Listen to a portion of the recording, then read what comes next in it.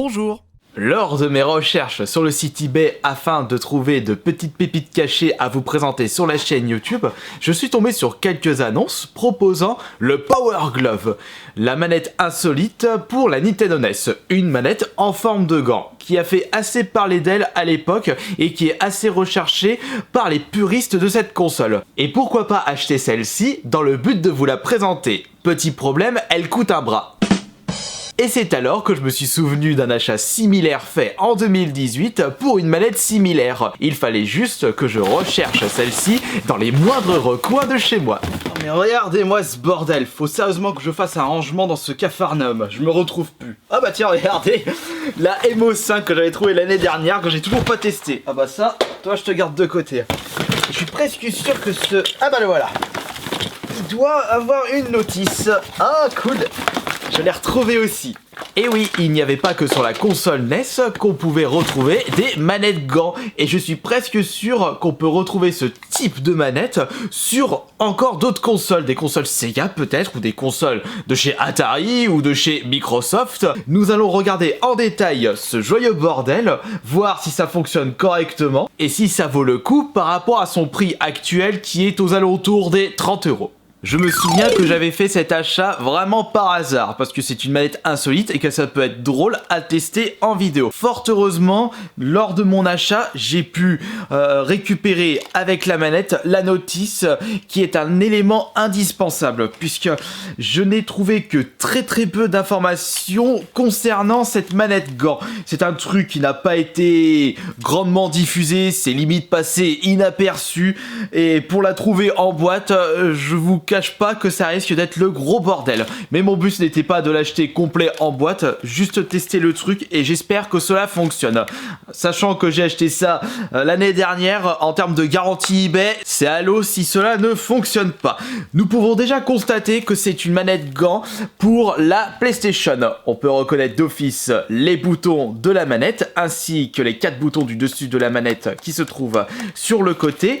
Juste là, nous avons un petit bouton avec les signes DSA. On va y revenir après, c'est pour cela que la notice est assez importante par rapport à ceci. On peut penser qu'au vu de la couleur, cette manette gant est destinée à la PS2, ce qui est une erreur monumentale, puisque les mouvements que vous allez faire avec votre main vont remplacer la croix directionnelle de la manette PS1, et non les joysticks de la DualShock 1 et de la manette PS2. Vous ne pourrez pas jouer à certains jeux de la PS1 comme Happy Escape, et je suis en train de me demander si ce truc est vraiment fiable pour tous les types de jeux sortis sur la PS1. De toute façon, on fera ce petit test en temps et en heure. Et mes propos sont confirmés avec la notice, puisque nous pouvons voir qu'à la page, que je me trompe pas, à la page 17 pour la langue française, que nous avons le design de la première PS1, la version FAT.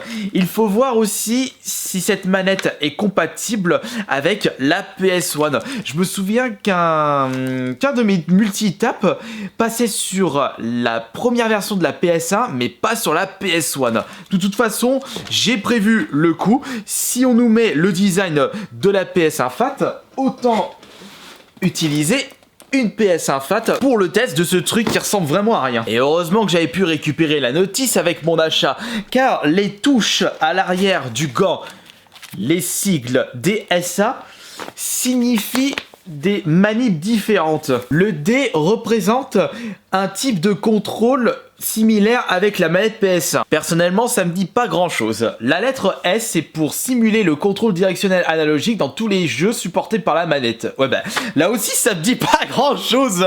Oh, soyez plus convaincants dans vos explications.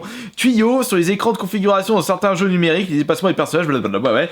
Et le sigle A correspond à les deux types de contrôle analogique réels. Moi, pas comprendre les explications de cette notice. Oh, et puis zut, vous savez quoi? On va y aller à la wall again for you, c'est-à-dire en mode aveugle beast to fly, pour le test de ce truc. Puisque vous aimez bien, lorsque j'essaye de faire marcher des bordels trouvés à droite à gauche sur internet ou dans les vides greniers. On va essayer de mettre le gant correctement. Petit point assez important, vous êtes obligé d'utiliser votre main droite pour utiliser ce contrôleur. Après, si vous êtes gaucher, c'est pas un problème, vous pouvez vous habituer. On s'habitue à tout dans la vie. De toute façon, que vous êtes droitier ou gaucher, je ne pense pas que vous avez déjà joué à une console avec une manette de ce type-là. On met le poignet ici. Et voilà, c'est dans la poche. Wow, j'ai l'air d'être surpuissant. Je suis le futur. On a l'impression de jouer avec une souris sans un clavier comme ça. Bah quoique, une souris de ce type-là, ça peut être pas mal pour jouer à certains types de jeux. Avec l'index, le majeur, l'annulaire et l'auriculaire, vous allez pouvoir toucher les boutons du dessus de cette manette gant. Et avec uniquement le pouce, ce sera le R1, L1, L2, R2. Si vous n'êtes pas trop balèze avec votre pouce, vous risquez d'avoir un petit peu de mal à toucher sur plusieurs boutons. Ou je pense que jouer à certains types de jeux, ça risque d'être compliqué. Excusez-moi, j'enlève vite fait pour pouvoir installer correctement la console sur la téloche. Et on va en profiter pour regarder quel jeu on va utiliser pour tester ce bazar. Des jeux avec des genres différents. Nous allons tester le genre FPS avec Medal of Honor. Oui, je sais que les FPS avec la première manette de la PS1, c'était pas extrêmement simple. On va également... Ou alors un Doom. Non, on va plutôt prendre le Doom plutôt que Medal of Honor parce que ça parle plus. On va prendre le très célèbre Gran Turismo. Et il nous faut un dernier type de jeu. Je pense à un jeu de combat. Donc c'est soit un Tekken, soit un Soul Blade, soit un Street Fighter. Qu'est-ce que je vais prendre du coup? Soit un Monopoly, mais non mais t'es bête Kirby. Monopoly c'est pas un jeu de combat. Allez, va pour un bon vieux Street Fighter.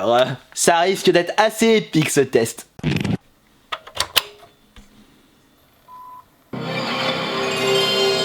Débutons avec le plus célèbre jeu de course de la PS1, Gran Turismo. On va se faire juste une petite course standard. Ça risque d'être... ça risque d'être vraiment compliqué avec ce truc. Le problème déjà, c'est que les boutons fonctionnent, mais je ne sais pas... Ah si, voilà, comme ça.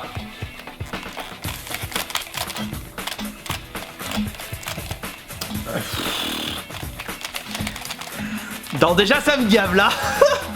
Attends. Reviens en arrière. Il marquait quoi sur la notice? Pour le mode jeu de course, c'était lequel? C'était le DS, le D, le S ou le A? Le S.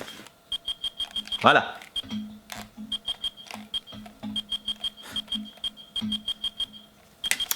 Mais déjà, si j'en chie juste dans les menus de jeu, j'imagine pas durant le jeu. On va éviter de bouger le gant, au moins que je démarre ça. Bon, prends-moi la première course, le premier véhicule. On va déjà tester comme ça. Oh, c'est un coup de main à prendre. Ouais, en effet, ce sera un gros coup de main à prendre.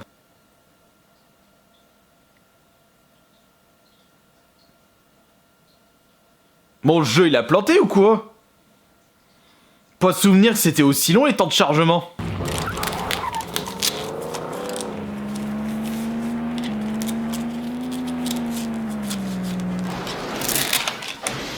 J'ai pas réussi à faire marcher le deuxième Gran Turismo, je passe sur un autre jeu de course, le Destruction Derby, en espérant que celui-ci fonctionne parfaitement. Si celui-ci ne fonctionne pas, je pense que c'est la console qui a un léger souci, ou plutôt un gros problème technique. On va pouvoir enfin tester la manette. C'est parti.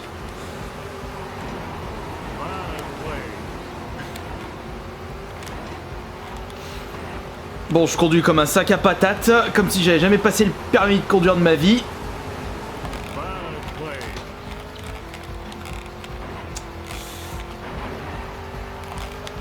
Ouais bah franchement c'est pas fameux, c'est pas du tout fiable.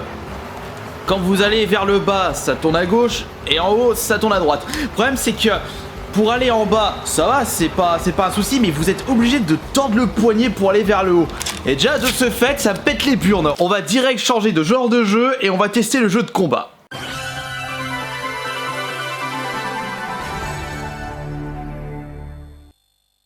Street Fighter EX. Un bon vieux Street Fighter à l'ancienne. Prenons le mode arcade et on va sélectionner Honda, puisque à ce moment-là, il était encore là. Ah, ça me gave, mon Honda, il arrive quand sur le 5? Oula, attendez. Ah non, merde, je suis nul, c'est vrai.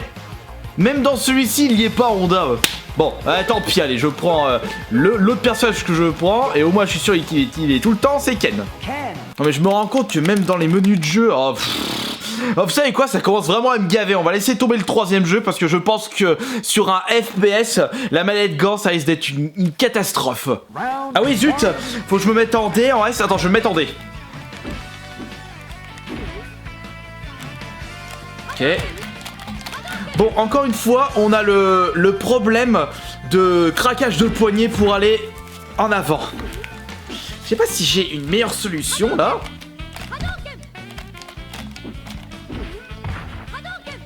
Oh, mais attendez, comment je peux faire des Hadouken avec cette manette? Mais c'est impossible avec ça. Tu peux juste avancer, reculer et taper. Mais sérieusement, mais qu'est-ce qu'il y avait comme problème avec une bonne vieille manette à l'ancienne? Pourquoi les développeurs décident-ils de nous proposer des manettes complètement improbables? Parce qu'ils pensent qu'on peut mieux réussir avec ce genre de manette?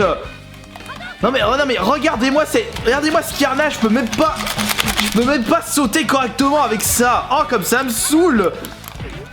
Et comment voulez-vous vous habituer avec un nouveau genre de manette? Oh, j'ai réussi à faire une chope sans faire exprès.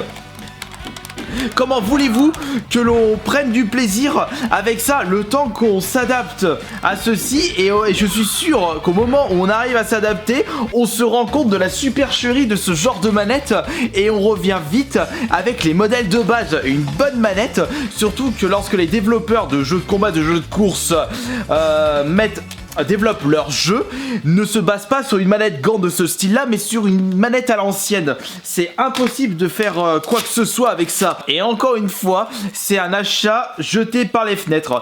Tu m'étonnes que ce truc est seulement vendu à 20-30 € sur internet et que malgré sa rareté et son côté exotique, il n'y a pas beaucoup de gens qui recherchent ceci parce qu'ils se sont rendus compte que c'est quelque chose qui est franchement immaniable. On va arrêter la catastrophe. J'ai même pas envie de tester le 3e genre de jeu. J'ai déjà eu ma dose avec le genre de jeu de combat et de jeu de course. Et ça m'a suffi amplement pour me donner un avis plus qu'objectif par rapport à cette bouse infâme. C'est que c'est complètement immaniable et que le plaisir de jeu est totalement inexistant avec ça. Ciao.